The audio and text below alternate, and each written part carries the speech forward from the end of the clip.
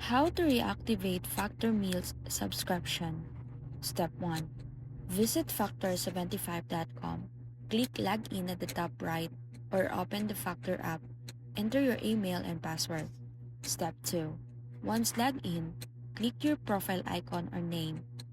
On desktop, go to Settings, then select Subscription Status.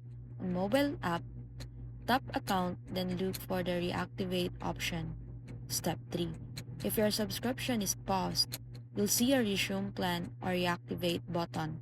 Click it and choose your desired start week.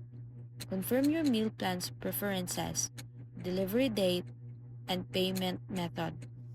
Don't forget to review your upcoming meals and you can customize them right away after reactivation. Step 4. After confirming, you'll receive an email confirmation. Your plan will resume starting from the next available delivery week. You can edit meals or skip weeks anytime through your dashboard. Make sure your payment method is currently to avoid field charges. Reactivating doesn't always restore previous discounts, so check their offers page if available. You can also reach customer service at help@factor75.com if reactivation doesn't work. So that's it.